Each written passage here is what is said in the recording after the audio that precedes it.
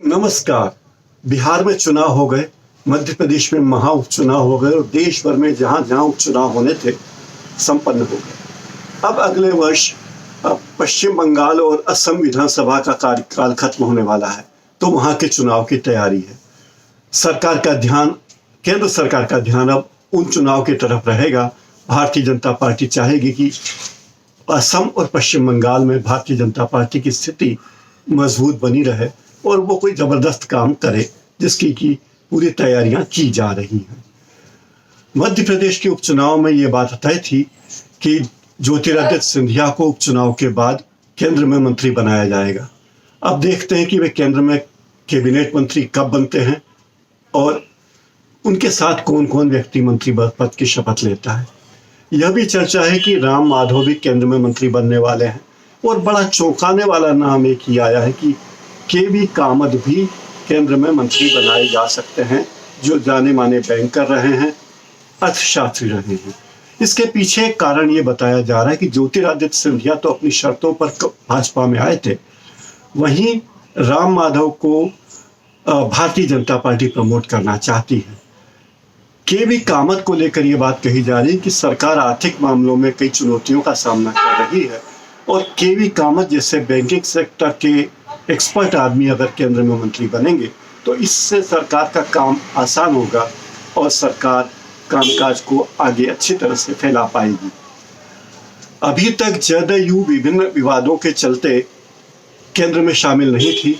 हो सकता है कि अब जदयू के भी किसी नेता को मंत्री बना दिया जाए। वो मंत्री कौन होगा ये देखने वाली बात है। फिलहाल तो नीतीश कुमार मुख्यमंत्री बने हैं। हो सकता है जेडीयू के किसी व्यक्ति को केंद्र में मंत्री बना दिया जाए। इसके अलावा जिन राज्यों में चुनाव होने वाले हैं उन राज्यों से किसी न किसी व्यक्ति को मंत्री बनाना जरूरी है।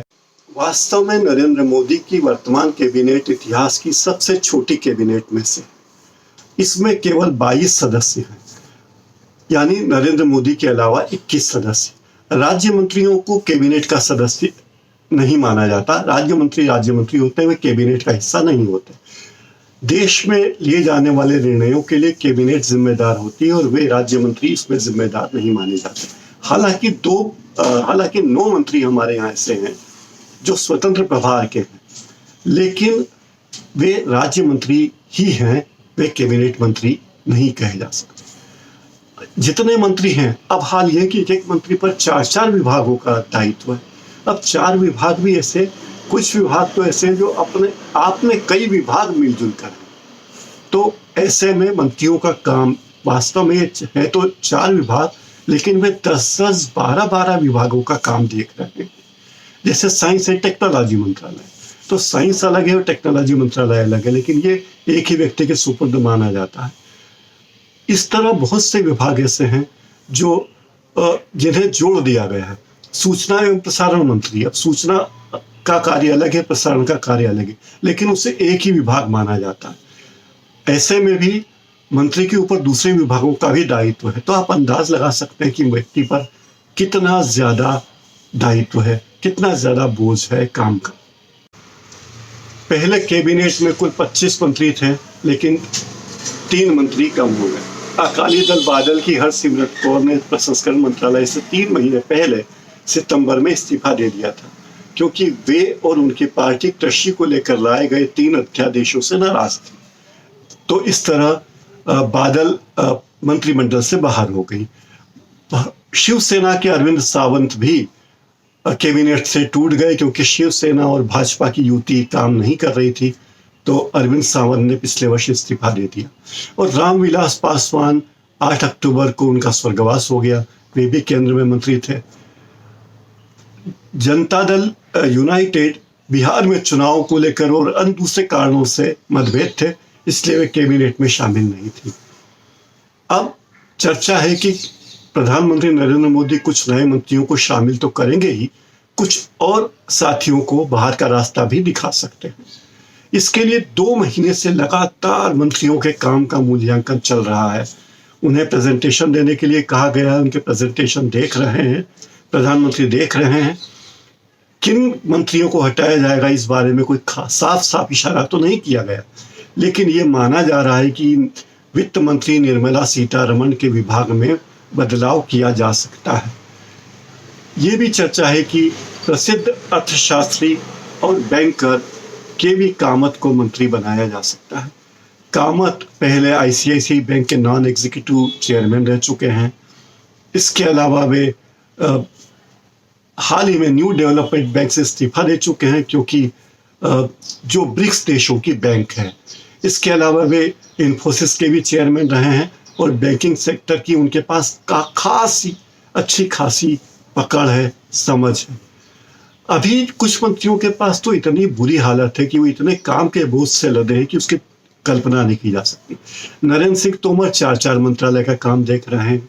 पंचायती राज उनके पास है, फूड प्रोसेसिंग इंडस्ट्रीज उनके पास है, रूरल डेवलपमेंट उनके पास है और कृषि तथा फार्मर्स वेलफेयर विभाग भी उनके पास है।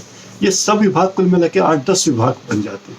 पीयूष गोयल रेलवे के मंत्री हैं, साथ ही कॉमर्स के मंत्री हैं, उद्योग मंत्री हैं और इसके अलावा वे कंज्यूमर मामलों के भी मंत्री हैं। इसके साथ ही फूड एंड पब्लिक डिस्ट्रीब्यूशन का काम भी उनको सौंप दिया गया। ऐसे ही प्रकाश जावड़ेकर हैं, पर्यावरण उनके पास है, वन विभाग उनके पास है, जलवायु परिवर्तन नीति भी उनके पास है, सूचना प्रसारण मंत्रालय भी उनके पास है।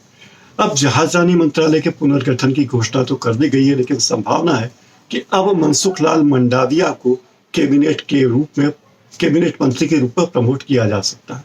अगर वे कैबिनेट में मंत्री बनते हैं तो गुजरात के तीसरे मंत्री होंगे, तो कैबिनेट का हिस्सा होंगे। जहाजरानी मंत्रालय का स्वतंत्र विभाग देखने वाले मंत्री को भी प्रमोट किया जा सकता है। Harshvardhan earth science and technology, health, family welfare देख रहे हैं। इतने सारे विभाग में कैसे देखते होंगे वे ही जानते हैं। पश्चिम बंगाल, महाराष्ट्र, मध्य प्रदेश से एक व्यक्ति के मंत्री बनाने की संभावनाएं बताई जा रही है। पश्चिम बंगाल और असम में चुनाव है, इसलिए वहां से भी एक न एक व्यक्ति को मंत्री बनाया ही जाएगा। अभी पश्चिम बंगाल से 2 राज्य मंत्री हैं और असम से 1 राज्य मंत्री हैं। ऐसा माना जा रहा है कि पश्चिम बंगाल से कम एक व्यक्ति को कैबिनेट में लाया जाएगा।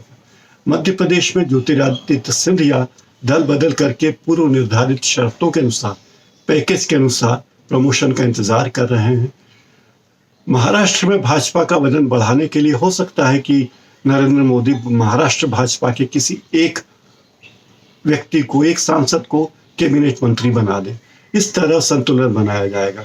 जदयू का एक व्यक्ति आ सकता है, महाराष्ट्र भाजपा से कोई एक आ सकता है, पश्चिम बंगाल से एक कैबिनेट में आ सकता है, असम से कोई एक कैबिनेट में आ सकता है। कुछ ऐसे लोगों को विदा कर देना चाहते हैं प्रधानमंत्री, ताकि ये छवि बने कि प्रधानमंत्री ढील पोल वाले मंत्रियों को बर्दाश्त नहीं करते और सख्त कार्रवाई करने के लिए हमेशा आगे रहते हैं। पहले भी उन्होंने ऐसे प्रयोग किए हैं जब पुराने मंत्रियों को मौका नहीं दिया। तो हो सकता है कि वे मंत्रिमंडल में कुछ हेरफेर करें और जिससे मंत्रिमंडल में कसावट आ जाए।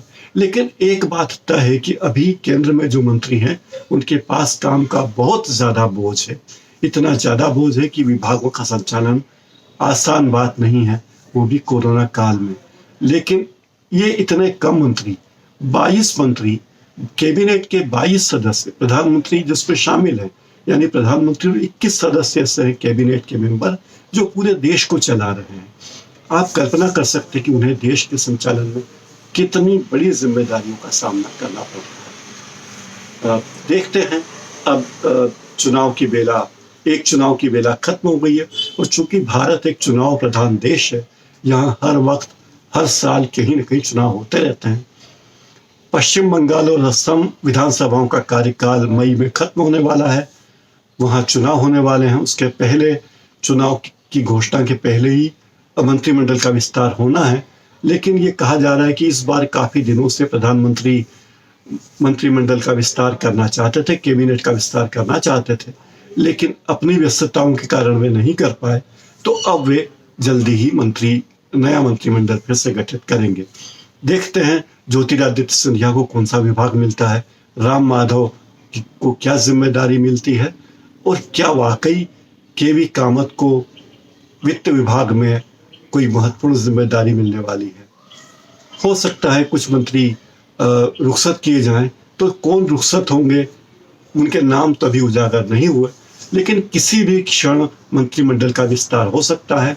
वो 1 हफ्ते में भी हो सकता है और 1 महीने में भी, लेकिन इसकी तैयारियां नरेंद्र मोदी ने अपने तय कर रखी है। मित्रों, आपको मेरा ये कार्यक्रम कैसा लगा, कृपया कमेंट बॉक्स में ज़रूर लिखें। इस प्रोग्राम को लाइक करें, सब्सक्राइब करें और बेल आइकन दबाकर नोटिफिकेशन पाते रहें। बहुत बहुत धन्यवाद।